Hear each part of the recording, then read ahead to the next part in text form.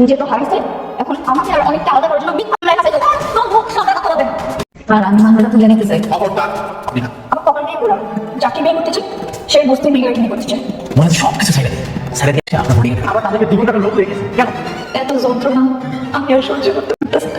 আপনার কি এত বার স্যার, আমি শুনছি যেসব মামলা থানায় নেয় না ওগুলো নাকি করতে গেছে, যতদিন পর্যন্ত মাইনা না।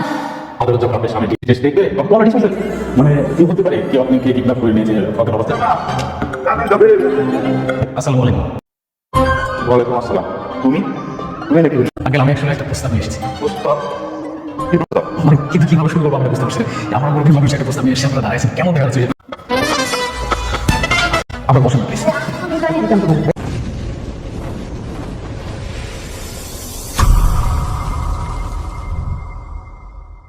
আসসালামু আলাইকুম বন্ধুরা, আশা করি সবাই ভালো আছেন।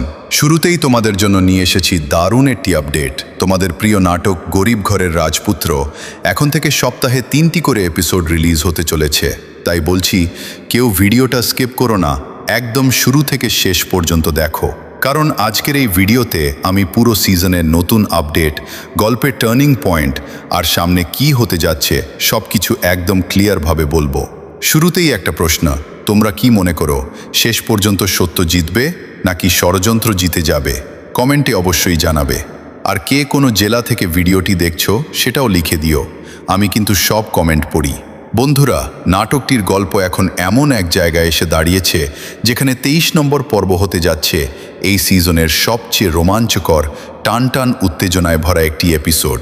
গত পর্বে আমরা দেখেছি অনিকের অসহায়ত্ব, তার ভাঙা স্বপ্ন, আর অন্যদিকে মেঘলার নীরবতা, যা যেন অনেক কিছু লুকিয়ে রাখছে। কিন্তু 23 নম্বর পর্বে কি হতে যাচ্ছে? অনিক কি পারবে নিজেকে নির্দোষ প্রমাণ করতে, নাকি রাতুলের ভয়ঙ্কর ষড়যন্ত্র আবারও সফল হবে? অনিক কি সব হারিয়ে ফেলবে নাকি ফিরে আসবে নতুন শক্তি নিয়ে? 23 নম্বর পর্বের শুরুতেই আমরা দেখব অনিক তার জীবনের সবচেয়ে কঠিন সময় পার করছে। একসময় যে ছেলেটা রাজপুত্রের মতো জীবন যাপন করত, আজ সে ষড়যন্ত্রের শিকার হয়ে রাস্তায় প্রায় নিঃস্ব, অপমানিত আর একা। তার ব্যবসা শেষ, তার সম্মান মাটিতে মিশে গেছে, এমনকি তার নিজের মানুষরাও আজ তাকে ভুল বুঝছে। এই পর্বে একটি খুবই ইমোশনাল সিন থাকবে, যেখানে অনিক একা দাঁড়িয়ে নিজের সাথে কথা বলছে। সে কাঁপা গলায় বলছে, সবাই আমাকে ভুল বুঝলেও মেঘলাই একমাত্র আমাকে সত্যিকারে ভালোবাসত। এই সিনটা সত্যিই দর্শকদের চোখে পানি এনে দেবে। অন্যদিকে মেঘলাও একদম স্বাভাবিক নেই, সে ভেতরে ভেতরে ভেঙে পড়ছে, কিন্তু বাইরে কিছুই দেখাচ্ছে না। 23 নম্বর পর্বে দেখা যাবে মেঘলা একা বসে আছে, চোখে পানি, চুপচাপ কাঁদছে। কিন্তু সবচেয়ে বড় প্রশ্ন হলো, সে কেন এত চুপ? তার পাশে রাতুল থাকলেও মেঘলা যেন একটা অদ্ভুত মায়াজালে আটকে গেছে। রাতুল এমনভাবে সব কিছু সাজিয়েছে যাতে মেঘলা সত্যটা বুঝতেই না পারে। এখন প্রশ্ন হচ্ছে, মেঘলা কি শেষ পর্যন্ত সত্যটা খুঁজে পাবে? সে কি রাতুলের আসল মুখ চিনতে পারবে? রাতুল কি তার লুকানো গোপন তথ্য ফাঁস হয়ে যাওয়ার আগে কিছু করবে, নাকি আবারও সে সবাইকে ধোঁকা দিতে সফল হবে? গল্প যত সামনে এগোবে ততই বাড়বে রহস্য আর টেনশন।